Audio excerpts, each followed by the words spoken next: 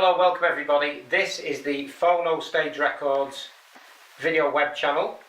This is the first ever episode. I'm going to start right from the beginning and I'm going to show you how to get your record deck set up so that your precious new records that you've just bought, that you're very proud of, don't get knackered the second you put a needle on them. And that's what happens. I'm going to show you the non-anorak way of how to avoid it. Everybody should do this. When you get your deck, you get it back from the car boot sale, or you bought it on an eBay or another competitor's website, you need to just pretend as though it's brand new, and you need to set it up from scratch. Because I've had people that have sent me messages and they've said, "Oh, I bought this record off you and it's skipping." Well, it wasn't skipping on my deck, and when I've told them about how to set up the record deck properly, they say, "Oh no, it's alright now." And you know, and also, not having it set up right really does damage your records. This is your groove, this is your needle, and you want it pressing neither this way or this way as it spins round. You know, if you have a little bit of dirt down here, invisible, and the needle's pushing over this way, it can just ramp out and skip. So you want it to be pretty neutral, and you want it to be pushing down. Not so down that it carves a new groove in the record over a period of time, which does happen. I can show you an example of that.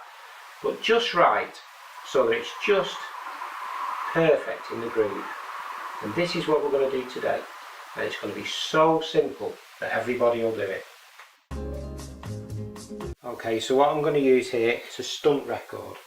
Do I do all that? I'll show you. Right, so this is a good record. This is America's Most Wanted, you know, but unfortunately it's pretty knackered. You can see it's been, I don't know, been partied hard, played by some pleb that's got no respect for his vinyl, you know, I don't know.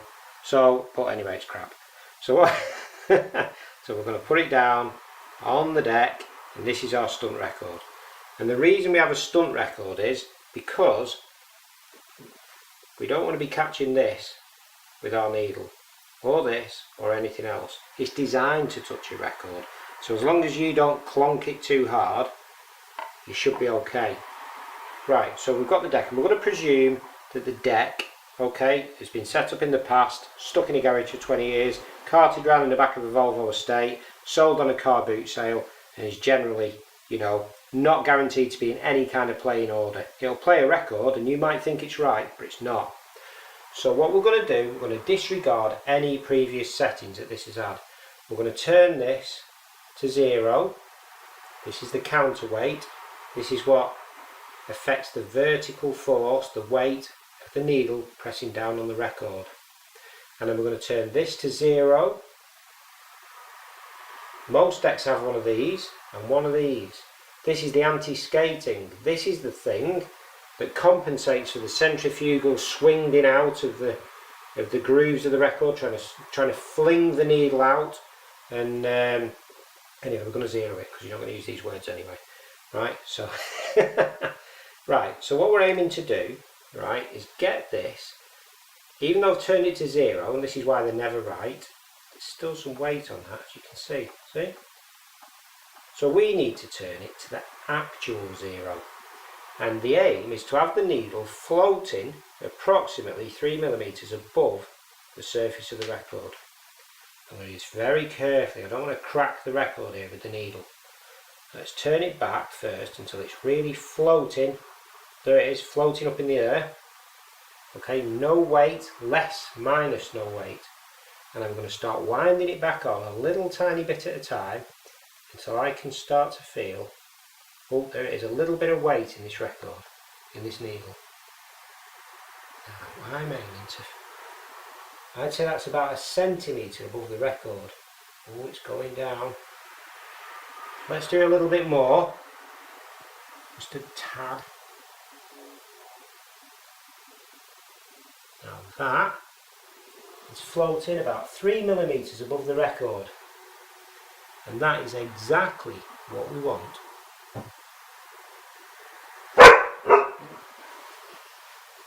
So now we're going to calibrate this. Okay, clip it down a minute. We need to turn the front part of the dial, which is separate from the back part. Don't turn the back part, just the front, the indicator dial, to 0, so that you know that everything is now at 0. This is like it had just been built in the factory. We're still floating. Okay? Great. Now, what we're going to do is we're going to turn this to 2 grams. 1, 1.5, 2, which is your typical factory setting. This is typically the right weight for getting the needle to push down on the groove, not too heavy, not so light that it skips around. All cartridges have a different specification, but 2 grams is pretty typical. And the anti-skating dial, we're going to turn it to match 1/2, 1, 1.5, 2. And when these match, then this should be pretty much set up to play a record the way that you need to play it, to avoid causing any damage to the record, any damage to the needle, get it tracking as well as it can, and whatever. Right, so we should then be able to take off the stunt record, like size, and we should be able to put on the good record, depending on what you think, a curved air. I have mixed views. Maybe I need to get an earlier copy. Okay, this is in nice condition. I'm going to put it on the deck. Turn it on.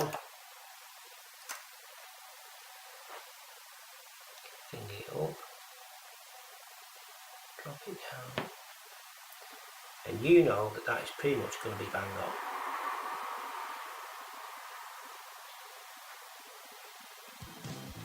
There you go. So,